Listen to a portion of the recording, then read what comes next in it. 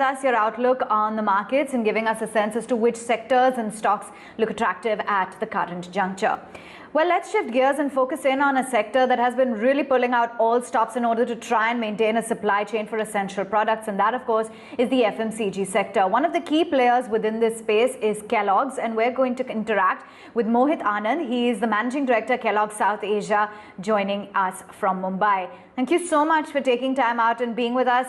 Mohit, to begin with, we have seen this pandemic completely upend the FMCG industry like never before. And, a lot of companies, including yours, have just very swiftly responded to these unprecedented challenges. So just let's understand, how is the sector and how is your company coping and adjusting to this new normal? Hi, Ayesha, and good morning. I think this has been what we call as a black swan event. Which is very rare, unpredictable, and with a severe impact. And it's not something that any one of us were trained for in the past, and honestly, we've just learned on the go. I think the impact on the business has been unprecedented, right? Largely driven by a very severe fractured supply chain. The lockdown, when it happened in the first week itself, we saw trucking and logistics come to a halt. Manufacturing plants had to be stopped due to the lockdown. Warehouse operations, that are really the backbone of any supply chain in FMCG, were closed. And of course, labor availability was the other issue that clamped down the business operations across. I mean, just in March, we saw the growth of FMCG come down to half, just as the impact of the last week, not the full month itself. Now, having been there in the thick of all, I think there are two things that really have stood out over the last 6 weeks that I wanted to share. I think first is the agility of the response within the industry.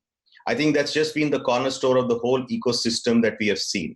It's amazing to see the speed with which companies reacted, found out new ways to reach their customers, their consumers, as the traditional models were obviously breaking down.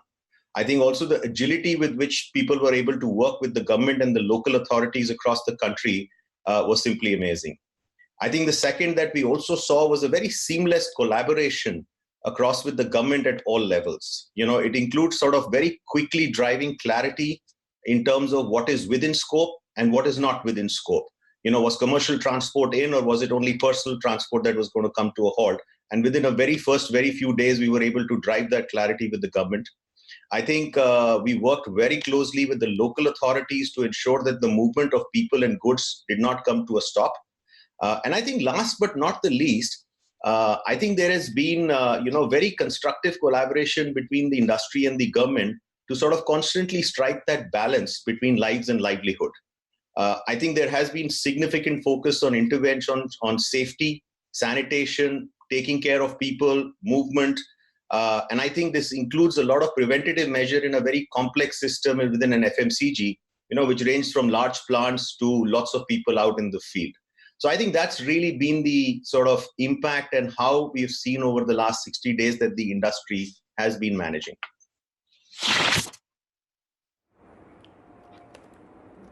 Okay, Mohit, actually Avan here joining in on the other side. Now, even consumer behavior, we've seen that really changing in these tough times. So what have been some of the innovative strategies that the company has taken in order to deal with the situation? I think at this stage, what we are seeing is really a short-term impact. And I think people are really more focused on the 30 to 60 days. I think longer term, the impact is yet to be seen. And I think it's yet to be understood fully. But I think in the short term, at least at Kellogg's, we've had 3 very simple areas of focus right now. And I think the first one within that is people and their safety without exception. I think we moved in very quickly, borrowing from our best practices globally from across the Kellogg world to ensure that safety was at the highest standard. I think work from home, remote collaborations, sanitation and hygiene, all of these were, of course, standard practices that we put in. But we also believe these were necessary, not sufficient. So we actually launched the Kellogg's Care program, under which we did a couple of things. I think the first was to protect employment, including performance bonuses of people, because we wanted to make sure that people and their families were secure and supported through this tough time. I think hardship allowances were doubled up just to make sure people never had to compromise on their safety by public travel. We made sure that 100% of health insurance was provided to people for treatment as well as for any sort of testing that needed to be done, if ever. And this was also extended to our extended partners like distributors who are part of the Kellogg's family, as we believe. I think the second thing that we did is also brought about an increased focus on food and nutrition. So we have over 800 people who work at our manufacturing plants. Our nutrition experts actually worked out a fortified menu in the past 6 weeks that we've been doing at our manufacturing plants, which included vitamin-rich diets and supplements, and the rations of our foods were also doubled for the families. I think we also made sure that we remain connected with the families, because really where the concern is that it's the families of the people who are coming out, and they needed to be reassured that everything that needed to be done was being done. And I can tell you with a lot of conviction that actually our manufacturing plants today might be safer than my home because of the interventions that we've made. I think this is a time where people needed to know that their organizations care. And at Kellogg's, we believe our people are really the key to our organization, to our future, and we just left nothing to chance. I think the second strategy that we had, or call it a focus area, is a vertical recovery of the end-to-end supply chain, which got completely broken in a very short period of time. And our approach has been very, very hyper-local. India is, as you know, is a very complex and diverse market and geography. Zirakpur is not the same as, Indore. Pune is not the same as Coimbatore. So what we did was we really started to focus on restoring operations town by town, city by city, state by state, and literally worked across a plan for 730 odd districts in the country. And each one of them sort of looked different because there was no one size that fits all for the solution. I think cross-functional effort was key. So we put together 5 functions which are focused on this plan, which is sales, supply chain, legal, finance, and regulatory. And they've been working hand in hand very closely internally with the front lines as well as externally with the authorities. So, today, sitting 6 weeks into the lockdown, we have all our plants operational. 100% of our warehouses are back. More than 90% of our distributors have started to bill, despite all the significant challenges that continue to remain in the market based on restrictions of movement of people or transport. I think the last piece that we have continued to focus on is maintaining strong cash flows and liquidity. As you know, cash is the very lifeblood of any businesses. It ensures that it ensures that we pay our people, we pay our partners, and we are able to keep our commitments as an organization. So we took a hard look at all discretionary costs very quickly, put robust controls and processes in place, and some very clear strategic principles in managing cash flows. And I think this has been critical for us to be able to recover the business to a reasonable part in the 6 weeks that we have seen. So that's the 3 things that we've been doing at Kellogg's, at least for this 30, 60, 90-day period that we foresee. Sure. Mohit, but with online deliveries and e-commerce, especially at a time of contactless deliveries, becoming such an integral part of all of our lives, right? How is it that you're ensuring that you get into more of these online services, enhanced tech-enabled deliveries at your end? Has been a growth engine for us, and as market leaders, we obviously have a very strong partnerships with all the key customers, which we continued through this journey. I think e-com has struggled a little bit because of their own supply chain constrictions, but we've been working very closely with them.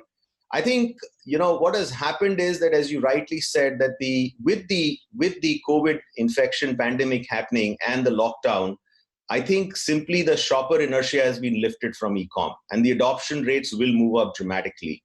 I think at this stage, our focus really is to make sure that the right assortment and service levels are there, which are today broken, and I think that will continue for a few more weeks coming forward. I think long term, we do continue to see winning with the key partners. I think moving to more customer-centric and data-driven approaches and strategies to create win-win experiences for our e-shoppers.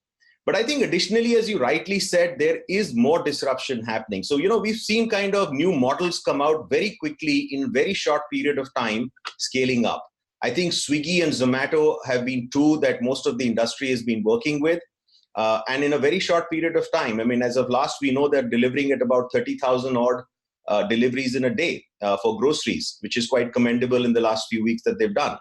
I think a great example for us was, we started to work with a tech-enabled startup in Delhi called Milk Basket, basically delivering morning groceries to consumers. And in the last month, we've seen a business that has grown tenfold.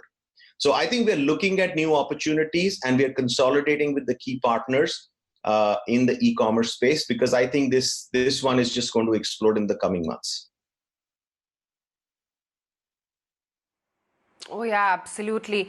But tell me, every company at this time, a point in time, has to have a post-COVID strategy in place. What is it that you're doing at Kellogg India in terms of a strategy which is going to be sustainable over a longer term? Because I think, world over, there are going to be changes in how businesses are going to be run and how employees are going to go about doing the business. I think it's a great question. And I have to be honest, what we are looking at will have a far-reaching impact across the social and economic fabric of the world. I don't think India will be any exception to that either. But if I were to be very candid, I think it is nearly impossible to predict the length or the depth of the impact that we are looking at. This is a story that will unfold. Most strategies and plans that we make are based on assumptions that are stable and relatively predictable. This is obviously not true anymore, and I don't even think we understand it fully yet. I think this is the VUCA world that we've been talking about for a long time, just at a very, very different level. At this stage, to be very honest, our focus is on remaining agile and adaptable, which we have to be because the learnings will emerge as we go.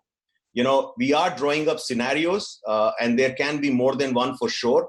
And then we will navigate through those scenarios as the situation unfolds month on month, quarter on quarter, at least for the next 6 months that I can foresee. I think at this stage, my only focus is to remain agile and keep very, very close to the market and consumer to make sure that we pick up these trends very early.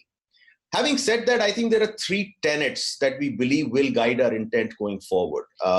I think fundamentally what will remain true is that consumers will gravitate towards brands that they can trust and brands that they will continue to remain relevant even as the consumer's new normal emerges. I think in Kellogg's, we will remain true to our purpose, which is nourishing India in a manner that is relevant and authentic. I think nutrition and health will play a significant role with consumers. It is going to get elevated. And at Kellogg's, we will continue to strive and innovate against that. And continue to delight the millions of consumers who have loved our brands over the last 25 years. As they say, tough times don't last, but loved brands do.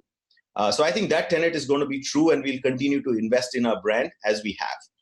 I think second that we are looking, and this is more specific to the food processing sector, is there's a significant shift that is going to happen from out-of-home to in-home food consumption. So, broadly, the out-of-home food consumption in India is about 4.5 lakh crores. And as you can imagine, all of that consumption has moved in-home in the last 6 weeks and will continue to be so because of social distancing becoming the new norm and affordability becoming the new challenge as we get out of this, and our economy will get affected. And I think this is an opportunity as consumers look for new solutions. I think it has far-reaching implications on what brands can do. And I think it's a great way for the packaged food industry, and for sure at Kellogg's, that we'll be looking at on how to tap into. I think the last one that I believe will happen is a significant disruption in the FMCG supply chain and route to market, from which they will see good opportunities come up as traditional models will be challenged. We're looking at it today that we are operating the business at fairly high levels of industry without the traditional model working today. None of my people are able to visit a store.